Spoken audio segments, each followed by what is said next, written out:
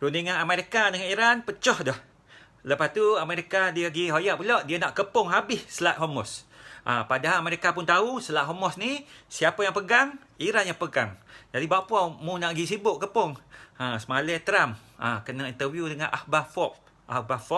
Dia hoyak Amerika tak akan bagi Iran buat duit hasil minyak. Sebab itu Amerika dia nak kepung habis semua Selat Hormuz. Jadi lepas tu dia tambah lagi, dia hoyak mana-mana negara yang mari tolong Iran, Amerika tak akan beri dia lepas. Jadi hak ni maksud dia siapa? Kita masuk. Okey, minta yang baru masuk, minta tolong share klip ni supaya saya belakang boleh terima klip ni. Okey, terima kasih sobat. Jadi kita nak cerita pasal Iran. Lawan ni Iran, dia bukan setakat ada laut je Selat Hormuz. Dia ada juga laluan darat. Jadi Trump, dia sebenarnya tak bodoh. Dia tahu belakang.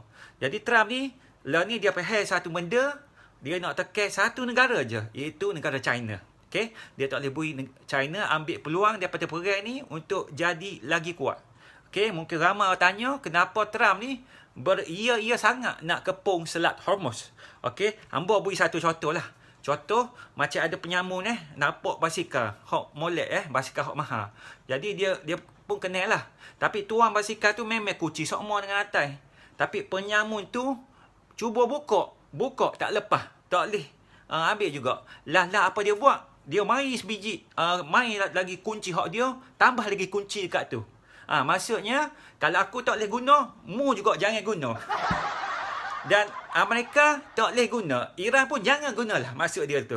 Okey, kalau Trump dia buat lagu tu, negara hak kena hentam paling teruk ialah salah satunya iaitu negara China, sebab China ekspor 90% minyak Iran. Jadi sebab sebelum ni Iran masih bui minyak di China. Okey, tapi kalau Amerika dia tambah lagi kunci, Iran pun susahlah nak atas minyak ni. Jadi memang dia target lah, memang antara tu China.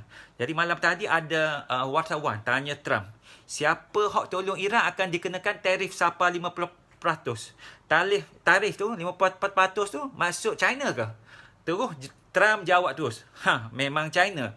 So maknanya memang jelas sekali Trump dia nak beri cukai 50% dekat China. Okay, kalau jadi perang dagang pusingan hak baru ni akan confirm meletup lagi.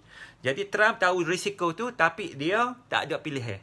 Dia nak tekan China juga sebab dia takut China ambil kesempatan ni daripada situasi hak dia lah ni.